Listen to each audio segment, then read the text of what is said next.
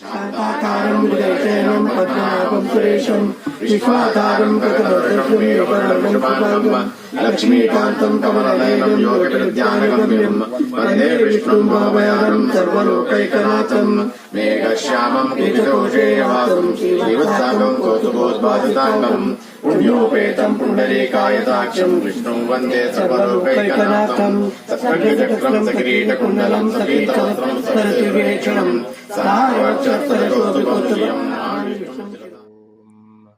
स्वादिष्ठया पवस्वसो मथारया इन्द्राय पातवे सुतः रक्षोः विश्वचर्षणिरभियो निमयो हतं तृणासदस्थमासदत् वरिबोधतमो भवमं हिष्ठोरत्रहन्तमः वर्षिराधो मखोनाम् अभ्यर्षमहानां देवानां वीतिमन्थसा अभिवाजमुतश्रवाः त्वामच्छाचरामसि तदिदर्थं दिवे दिवे इन्दोत्वेन आशसाः हरिः ॐ अन्तरिक्षं विश्वरूपाविवेश तविश्वमिदं जगताम्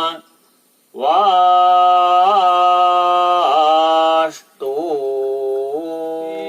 तद्यदब्रवीद महद्वैयक्षं सुवेदमविदाम इति तस्मात् सुवेदो सन्दं स्वेद इत्याचक्षते परोक्षेण परोक्षप्रिया इवै देवा भवन्ति प्रत्यक्षद्विषः भयमृत्युनाशं धातारमीशं विविधौषधीनां धन्वन्तरिं रमानाथं सर्वरोगनिवारकम् आयुर्वेद प्रवर्तारं ವಂದೇ ಪ್ರೀಯೂಷದಾಯ. ಸೃಷ್ಟಿ ಹೇಗಾಯಿತು ಅನ್ನೋ ವಿಷಯ ಪುರಾಣದಲ್ಲಿ ವಿಸ್ತಾರವಾಗಿ ಬಂದಿರಬೇಕು. ಹಾಗೆ ಪ್ರತಿಸರ್ಗ ಅಂದರೆ ಲಯ ಹೇಗಾಗುತ್ತೆ ಈ ಸೃಷ್ಟಿ ಅನ್ನುವ ವಿಷಯವೂ ಕೂಡ ವಿಸ್ತಾರವಾಗಿ ಬಂದಿರಬೇಕು. ಯುಗಂ ಮನ್ವಂತರಾಣಿಚ, ಯುಗ ಚತುರ್ಯುಗಗಳ ಬಗ್ಗೆ ವಿಸ್ತಾರವಾದಂತಹ ವಿವರಣೆ ಇರಬೇಕು. ಮನ್ವಂತರಗಳು ಮನುವಿನ ಆಳ್ವಿಕೆ ಅದರ ಬಗ್ಗೆ ವಿಸ್ತಾರವಾದಂತಹ ವಿವರಣೆ ಇರಬೇಕು. ವಂಶಾನುಚರಿತಂಚೈವ, ಭಾರತ ಭೂಮಿಯಲ್ಲಿ ಪ್ರಧಾನವಾಗಿರುವಂಥದ್ದು ಎರಡು ವಂಶ, ಒಂದು ಸೂರ್ಯವಂಶ, ಇನ್ನೊಂದು ಚಂದ್ರವಂಶ. ಈ ಎರಡೂ ವಂಶದ ವಿವರಣೆಯೂ ಕೂಡ ಆ ಪುರಾಣದಲ್ಲಿ ಬಂದಿರಬೇಕು. ಈ 5 ಅಂಶಗಳು ಪುರಾಣದಲ್ಲಿ ಇರಲೇಬೇಕು, ಹಾಗಿದ್ರೆ ಮಾತ್ರ ಅದನ್ನು ಪುರಾಣ ಅಂತ ಕರಿತೀವಿ ಅಂತ ಪುರಾಣಕ್ಕೆ ಒಂದು ವ್ಯಾಖ್ಯಾನವನ್ನ ಕೊಟ್ಟಿದ್ದು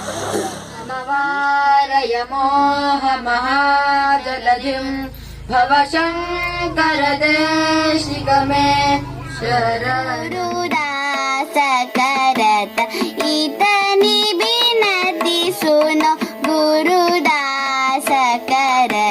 ज्ञानदरोस गुरु के निसदिन ज्ञानदरोसद ज्ञानदरोसद ध्यानदरोसद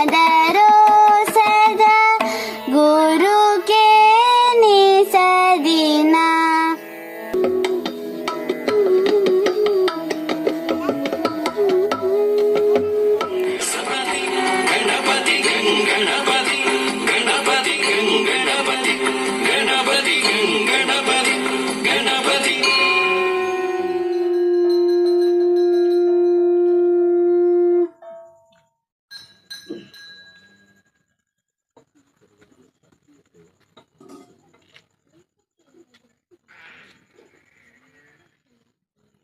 ಓಂ ಯಜ್ಞೇನ ಯಜ್ಞಮಯಜಂತದೆ